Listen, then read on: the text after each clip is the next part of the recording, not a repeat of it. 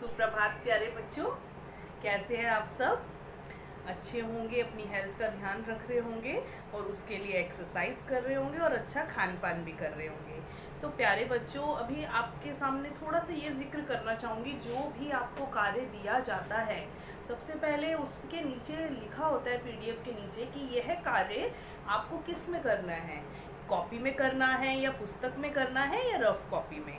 ठीक है, तो आप फेयर कॉपी का काम फेयर कॉपी में करें, जो बुक वर्क दिया गया है वो बुक में करें।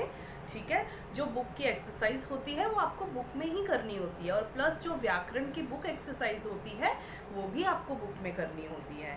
ठीक है, तो जो भी आपको पीडीएफ दिया जाता है उसे ध्यान से पढ़ें, उसके नीचे नोट लिखा होता है कि यह कार्य आपको किस में करना है। ठीक है, यह तो ही बात। दूसरा, बच्चों जो भी आपको पाठ पढ़ाया जाता है उसे ध्यान से पढ़िए। ठीक है, जैसे कि अभी मल्टीपल चॉइस क्वेश्चंस आने हैं आपको, यदि आपने उस पाठ को, उसकी एक्सरसाइज को अच्छे से समझा हो तो कहीं से भी कैसे भी आपको प्रश्न पूछा जाए आप उसका जो उत्तर है बड़ी आसानी से दे सकते हैं। ठीक है, तो ये तो बात हुई है। और सबसे पहली ये बात कहना चाहूँगी मैं आपको कि कमेंट बॉक्स में अपना नेम एंड सेक्शन क्लास ज़रूर मेंशन करें।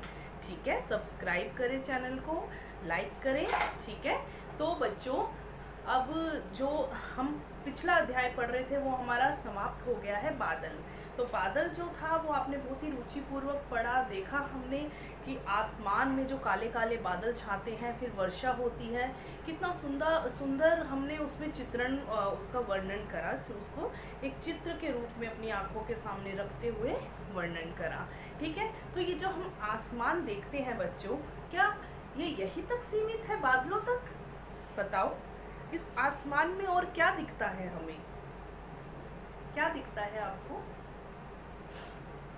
देखिए, आसमान इतना विशाल है, इसमें सूरज, चांद, तारे ये सभी हमें दिखते हैं ना, और कितने सुंदर लगते हैं।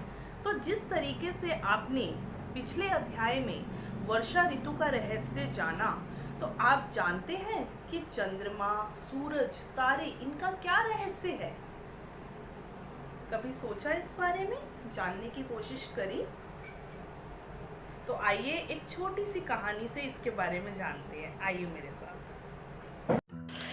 चांद और सूरज।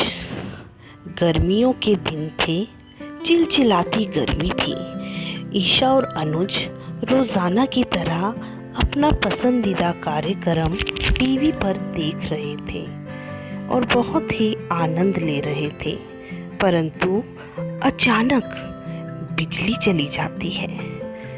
वे बहुत उदास होते हैं और उदास मन से छत की तरफ बढ़ने लगते हैं। छत खुली थी, मंद मंद हवा भी चल रही थी, उन्हें अच्छा भी लग रहा था, पर फिर भी वे सोच रहे थे काश बिजली आ जाए और वो अपना पसंदीदा कार्यक्रम देख लें। तभी बराबर की छत पर रोहित भैया टहल रहे थे। उन्होंने बच्चों को उदास देखा, उनका मुंह लटका देखा और पूछा, अरे बच्चों, क्या बात है, इतने उदास क्यों हो, मुंह क्यों लटकाया हुआ है? बिजली चली गई भैया। तो क्या हुआ, ये तो होता ही रहता है। हम अपना पसंदीदा कार्यक्रम देख रहे थे भैया। तो क्या हुआ बच्चों, आज कुछ और देख लो। और क्या देखें भैया? वो देखो आसमान की तरफ। अरे वाह, चांद कितना चमक रहा है भैया। ये चांद आज इतना क्यों चमक रहा है भैया, क्या कारण है? बच्चों, आज पूर्णिमा है, इसलिए चांद इतना चमक रहा है, और अमावस्या पे तो चांद दिखता ही नहीं है।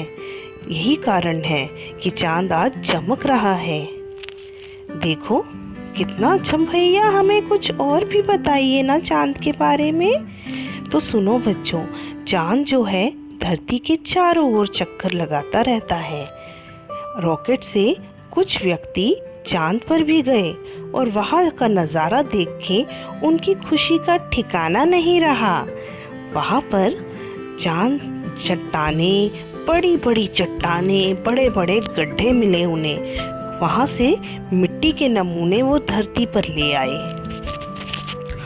और परीक्षण किया। तो भैया, चांद इतना रोशनी क्यों है? अनुज और ईशा सुनो, सूर्य का जो प्रकाश है चंद्रमा उसी से प्रकाश लेता है, और हमारी धरती पर जो प्रकाश आता है वो भी सूर्य के द्वारा आता है, समझे? भैया, सूर्य को कौन प्रकाश देता है? बच्चों, सूर्य जो है एक तारा है, उसके पास अपना स्वयं का प्रकाश होता है। जैसे आसमान में आप ये तारे देख रहे हैं ना, ये सब सूर्य की तरह अपने प्रकाश में है, और ये सूर्य से भी कहीं बड़े हैं, परंतु दूर होने के कारण ये बहुत छोटे नजर आते हैं, समझे? अनुज और ईशा बहुत ध्यानपूर्वक रोहित भैया की बातें सुन रहे थे। तभी उनके क्षेत्र की बिजली आती है और वे उठकर रोहित भैया को धन्यवाद कहते हुए बाय करते हैं और नीचे आ जाते हैं। परंतु वो दोनों बहुत खुश थे, क्योंकि आज उन्हें अपनी आकाशगंगा के बारे में रोहित भैया से बहुत अच्छी जानकारी मिली। तो बेटा, ये एक छोटी सी कोशिश थी इस कहानी के द्वारा आपको ये समझाने की कि ये जो पूरी प्रकृति है, नेचर है, किस तरह एक सिस्टम में, एक नियम से कार्य करते हैं, और इसके पीछे क्या विज्ञान है, क्या रहस्य है, और समय समय पर हमारे वैज्ञानिक नई नई खोज करते हैं। चांद तक पहुंच गए हैं हम लोग, तो आप भी कुछ जानकारी हासिल करें। और आज का जो कार्य आपका है, इस पाठ की आपको रीडिंग करनी है, इसका पठन करना है, और कल हम इस पाठ की फिर रीडिंग करेंगे। किस तरीके से करनी है वो आप देखेंगे, क्योंकि पठन कार्य आपको आना चाहिए। ठीक है, कल मिलते हैं। नमस्कार बच्चे, आज जो आपके लिए कार्य है वो सिर्फ इतना ही है। आपका जो पाठ है 6 चांद और सूरज, उसका आपको पठन करना है, रीड आउट करना है, घर में समझना है इस चैप्टर को। ठीक है, तो आज के लिए इतना ही कार्य। अगली कक्षा में मिलते हैं। धन्यवाद।